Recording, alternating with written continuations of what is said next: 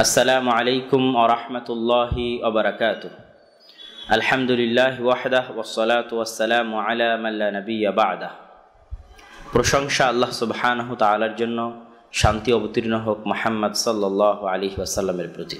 সম্মানিত দর্শক মণ্ডলী, আপনারা অবগত আছেন যে গত কিছুদিন যাবৎ একজন বোরখা পরিহিতা মা এবং তার সন্তানের সাথে ক্রিকেট খেলার একটি ছবি অনলাইনে ভাইরাল হয়েছে এবং সেটি নিয়ে জনগণের মধ্যে মিশ্র প্রতিক্রিয়া বিরাজ করতেছে। যারা হয়তো নিজেদেরকে নারীবাদী বলে দাবি করে, নারীদের অধিকার নিয়ে আন্দোলন করে, কিন্তু মূলত অন্তরে ইসলাম বিদ্বেষ লালন করে, তারা এই ছবির মধ্যে একজন বোরখা পরিহিতা মায়ের স্বাধীনতা না দেখে তারা বোরখার কারণে বা পর্দার কারণে তার মধ্যে আফগানি বা অবাঙালি চরিত্র অবলোকন করতেছেন এবং সেটা নিয়ে ঠাট্টা এবং মশকরা করতেছেন এবং বাঙালি সংস্কৃতিকে ইসলামী সংস্কৃতির বিপরীত হিসেবে দাঁড় করানোর চেষ্টা করতেছেন, যা আগে থেকেও হয়ে এসেছে। এবং আমরাও বহু বক্তব্যে স্পষ্ট করেছি যে বাঙালি এবং বাংলাদেশি এক নয়। বাঙালি সংস্কৃতি, বাঙালি আদর্শ এবং বাংলাদেশি সংস্কৃতি ও বাংলাদেশি আদর্শ এক নয়। বাঙালি বললে পশ্চিমবঙ্গের বাঙালি, বাংলাদেশের বাঙালি সবাই চলে আসে, কিন্তু বাংলাদেশি বললে 90% মুসলমানের দেশ বাংলাদেশ আসে, যেখানে ইসলামী সংস্কৃতি ও আদর্শের প্রভাব থাকবে, এটাই ঠিক।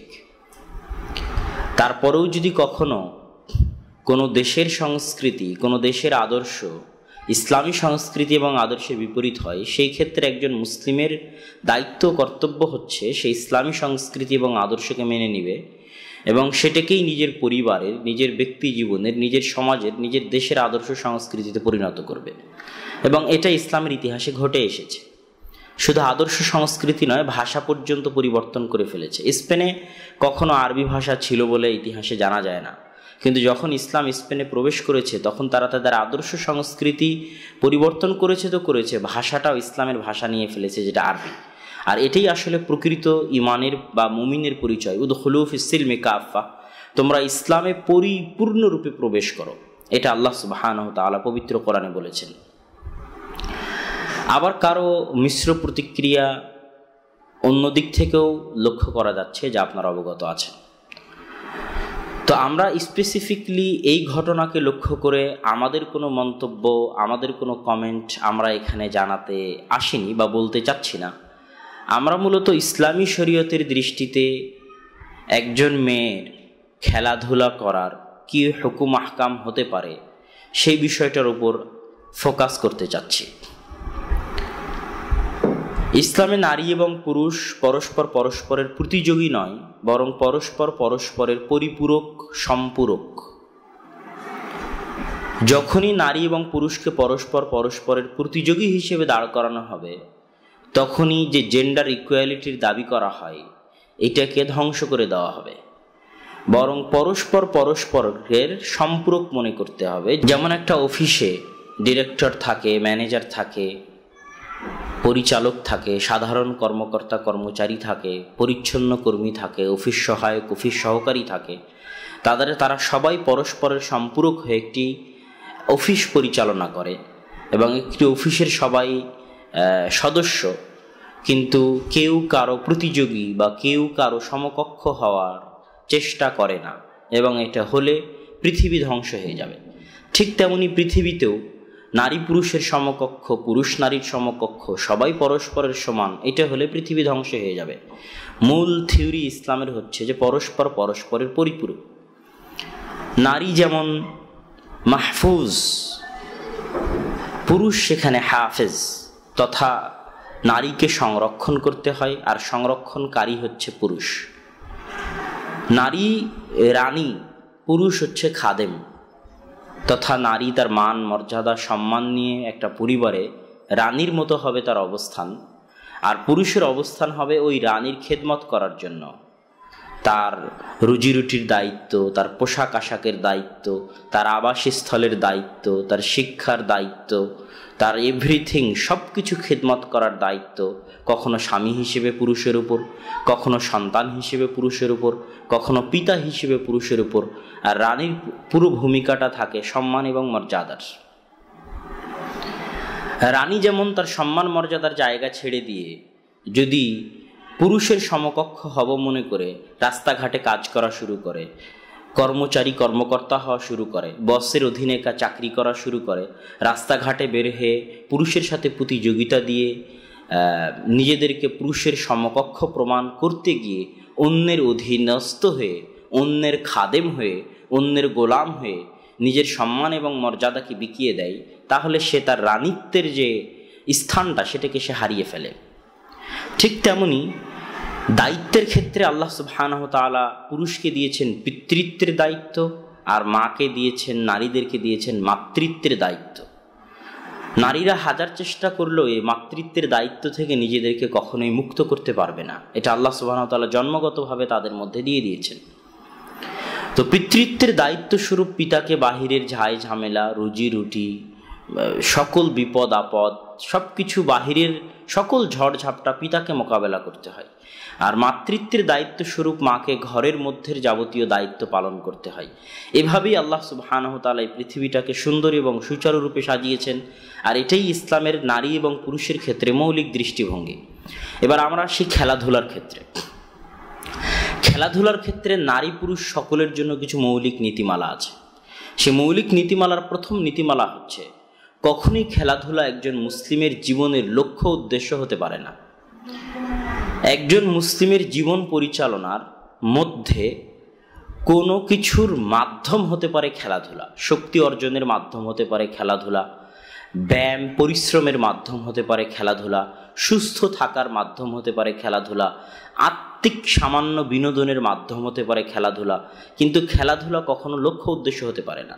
এই বিষয়ে আল্লাহ সুবহানাহু ওয়া তাআলা পবিত্র কোরআনে বহু জায়গায় লাইব ওয়া লাহু এই শব্দ দুইটা ব্যবহার করেছেন এবং বলেছেন, আমাল হায়াতুদ দুনিয়া ইল্লা লাইবুন ওয়া লাহু, যে দুনিয়া মানুষকে ধোঁকা দেয়, দুনিয়া মানুষকে খেলতামাশায় মগ্ন রেখে আল্লাহ সুবহানাহু ওয়া তাআলার স্মরণ থেকে মানুষকে দূরে রাখতে চায়।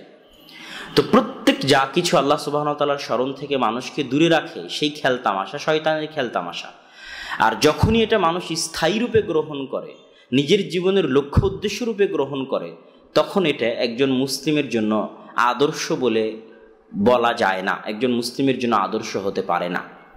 তাহলে আমরা প্রথমত দেখলাম, নারী হোক পুরুষ হোক, খেলাধুলা একজন মুসলিমের জীবনের লক্ষ্য উদ্দেশ্য হতে পারে না। অন্য একটা লক্ষ্য উদ্দেশ্যে পৌঁছার মাধ্যম হতে পারে, ব্যায়াম করার জন্য, শক্তি উপার্জনের জন্য, বিনোদনের জন্য, সুস্থ থাকার জন্য অনেক কিছুর মাধ্যম হতে পারে। এবং এই মাধ্যম হিসেবে খেলাধুলা যে গ্রহণ করা যায় এতে কোনো সন্দেহ নাই। রাসূল সাল্লাল্লাহু আলাইহি ওয়াসাল্লাম সাহাবীদের, হাবশী সাহাবীদের কুস্তির প্রতিযোগিতা করিয়েছেন। আয়েশা রাদিয়াল্লাহু তাআলা আনহার সাথে নিজে দৌড় প্রতিযোগিতা করেছেন।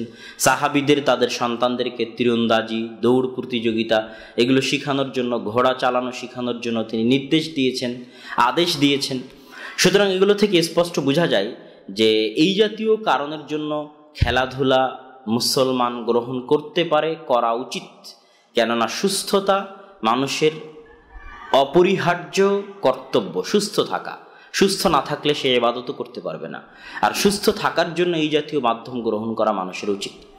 দ্বিতীয় পর্যায়ে আমরা আসি যে খেলাধুলার ক্ষেত্রে ইসলামের আরেকটি মৌলিক নীতিমালা হচ্ছে যে খেলাধুলা যদি জুয়া হয় তাহলে সেটা নারী খেলুক পুরুষ খেলুক সেই খেলাধুলা হারাম।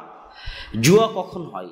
যখন খেলাধুলার মধ্যে শারীরিক কোনো উপকার থাকে না, বরং সময় নষ্ট হয়। যেমন মোবাইলের ভিডিও গেম যদি আমরা বলি, ক্রামবোর্ড যদি আমরা বলি, লুডো আমরা যদি বলি, তাহলে এতে সময় নষ্ট হয়, নেশার মতো কাজ করে, ইবাদত থেকে মানুষকে দূরে সরিয়ে রাখে এবং শারীরিক কোনো উপকারিতা নাই। এগুলো জুয়ার অন্তর্ভুক্ত।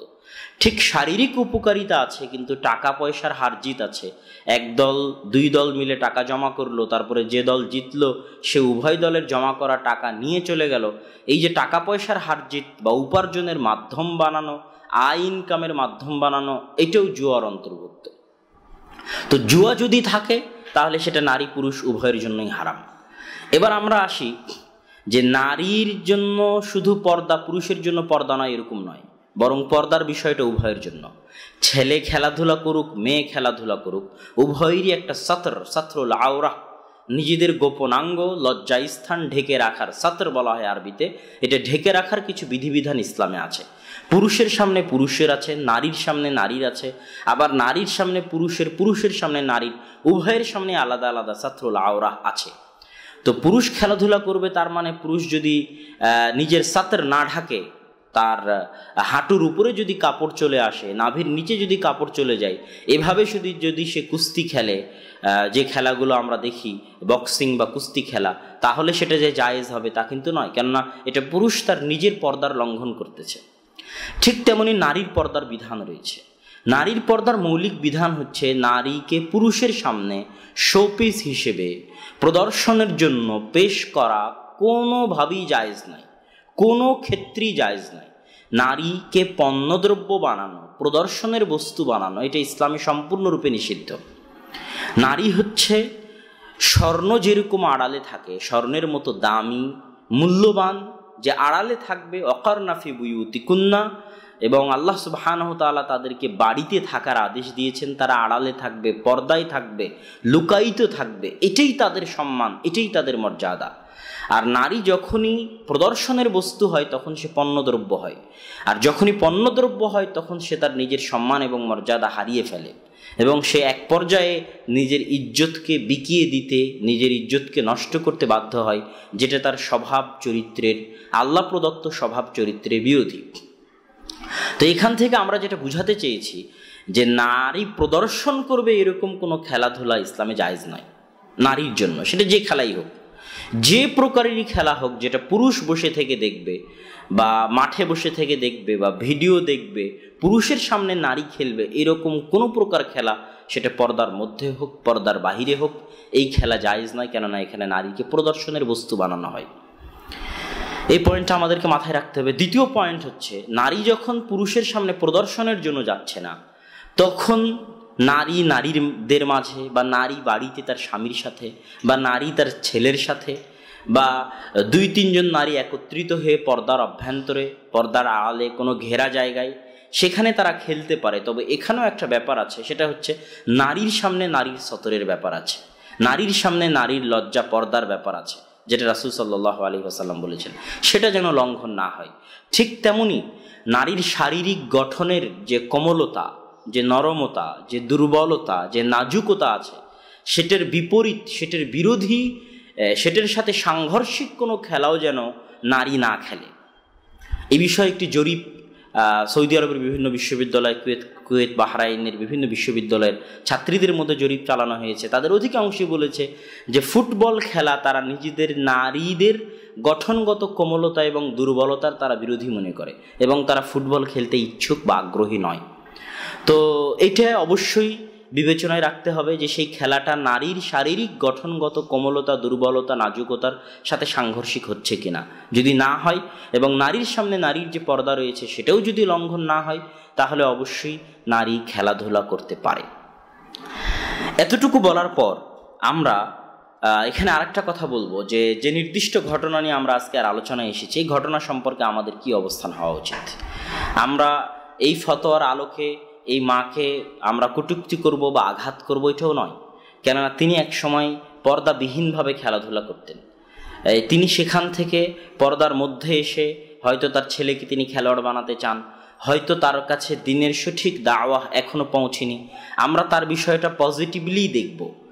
হয়তো সেখানে আশেপাশে কোনো পুরুষ ছিল না, হয়তো কোনো লোক ছিল না, এই জন্য তিনি হয়তো তার ছেলের সাথে খেলাধুলা করতেছিলেন, এই জিনিসটাকে আমরা তার ক্ষেত্রে পজিটিভ দেখব।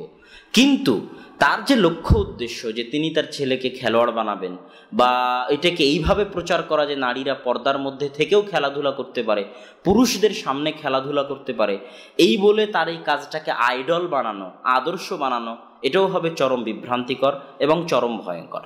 তো আমরা তার ক্ষেত্রে পজিটিভ অবস্থানে থাকব, কেননা আমরা দেখেছি যারা নিজেদেরকে নারীবাদী দাবি করে অথচ ভিতরে ইসলাম বিদ্বেষ লুকিয়ে রাখে, তারা এই মায়ের এই সহজতা সরলতার সাথে করা এই কাজটিকে বাঙালি সংস্কৃতির বিরোধী হিসেবে দাঁড় করিয়ে বোরখা এবং হিজাবকে নারীর বন্দিত্বের একটা কারণ হিসেবে দাঁড় করিয়েছে, অথচ বোরখায় হেজাব এবং নেকাব পরার ক্ষেত্রে নারী স্বাধীন।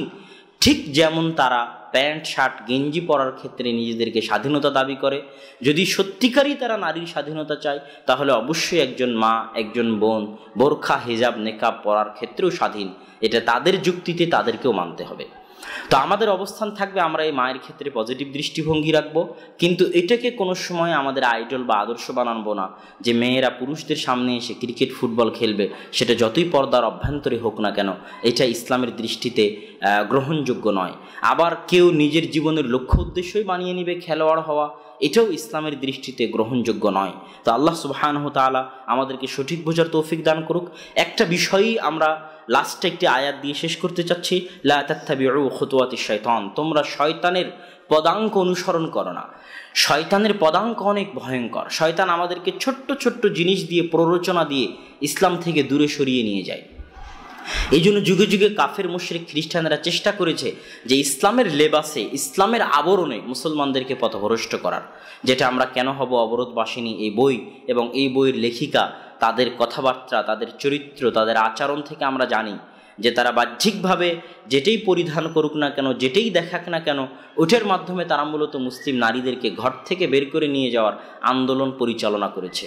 এবং আমি আমার বহু বক্তব্যে এই বিষয়ে বিস্তারিত আলোচনা করেছি যে একজন নারীর ঘরে কি দায়িত্ব, যেটা আজকে আমি আর দ্বিতীয়বার বলতে চাচ্ছি না সময় সংক্ষিপ্ত হওয়ার কারণে। আল্লাহ সুবহানাহু ওয়া তাআলা আমাদের মা এবং বোনদেরকে আল্লাহ প্রদত্ত যে দায়িত্ব তাদের উপর রয়েছে, সেই দায়িত্ব সঠিকভাবে পালন করার, পর্দার অভ্যন্তরে মান এবং সম্মানের সাথে রানীর মতো জীবন যাপন করার, এবং আমাদেরকে শয়তানের পদাঙ্ক থেকে দূরে থাকার তৌফিক দান করুক, আল্লাহুম্মা আমিন। খুতুওয়াতিশ শাইতান, শয়তানের পদাঙ্ক অনুসরণ করা, এই কথাটা বলতে গিয়ে একটা কথা মনে পড়ল যে শয়তান মানুষের সামনে খারাপ কাজগুলোকে সুন্দর করে পেশ করে এবং সুন্দর যুক্তি দিয়ে পেশ করে। ঠিক মেয়েদের খেলাধুলার বিষয়ে শয়তানের একটা সুন্দর যুক্তি হচ্ছে যে আয়েশা রাদিয়াল্লাহু তাআলা আনহা আল্লাহ রাসূলের সাথে খেলেছেন, প্রতিযোগিতা করেছেন, অতএব আমাদেরকেও খেলতে হবে, প্রতিযোগিতা করতে হবে, এটা জায়েজ। কিন্তু তারা কোনো সময় এই বিষয়টা বলে না যে আয়েশা রাদিয়াল্লাহু তাআলা আনহা যখন আল্লাহ রাসূলের সাথে খেলছিলেন তখন কি পুরুষ সাহাবীরা সেই খেলাটা দেখছিল? সেই খেলাটা কি আয়েশা রাদিয়াল্লাহু তাআলা আনহার সেই খেলাটা কি পরপুরুষের সামনে হচ্ছিল? এই প্রশ্নটা কেউ উত্থাপন করে না। এবং এখান থেকে এটি স্পষ্ট হয় যে মেয়েদের কোনো প্রকার খেলা, সেটা পর্দার ভিতরে হোক পর্দার বাহিরে হোক, পুরুষের সামনে প্রদর্শনের জন্য জায়েজ নয়। আল্লাহ সুবহানাহু তাআলা যেন আমাদেরকে, শয়তান আমাদেরকে প্ররোচনা দিয়ে এবং পর্দার কথা বলে এই জাতীয় প্রদর্শনমূলক মেয়েদেরকে ঘর থেকে বের করে নিয়ে আসা। কেননা সারা পৃথিবীতে বর্তমানে মেয়েদের বেপর্দার সবচেয়ে যেটা বড় প্রদর্শনী হয় সেটা হচ্ছে খেলাধুলা। এবং আশ্চর্য হবেন, খেলাধুলার মধ্যে পুরুষ খেলোয়াড়ের যতটুকু সতর ঢাকা থাকে পোশাকের ক্ষেত্রে, নারী খেলোয়াড়ের তার চাইতে বেশি উলঙ্গ থাকে। এটা আপনারা যারা খেয়াল করেছেন তারা অবশ্যই এটা অনুভব করতে পারবেন। তো বর্তমান সারা পৃথিবীতে মেয়েদেরকে উলঙ্গ করার, নগ্ন করার, ঘর থেকে বের করে নেওয়ার একটা বড় প্রজেক্ট হচ্ছে মেয়েদেরকে খেলাধুলার প্রতি আগ্রহী করা। সেটা যদি পর্দার লেবাস দিয়েও হয় তবুও তারা এতে সাকসেস। অন্তত মেয়ে তো ঘর থেকে বের হলো খেলার জন্য। সুতরাং আমাদেরকে মাথায় রাখতে হবে যে পুরুষের সামনে প্রদর্শনীর জন্য কোনো প্রকার খেলা মেয়েদের জন্য জায়েজ নয়। আল্লাহু আ'লাম বিসসাওয়াব। এই বলে আজকের সংক্ষিপ্ত আলোচনা এখানেই শেষ করছি। ওয়া আখিরু দাওয়ানা আনিল হামদুলিল্লাহি রাব্বিল আলামিন। আসসালামু আলাইকুম ওয়া রাহমাতুল্লাহি ওয়া বারাকাতুহু।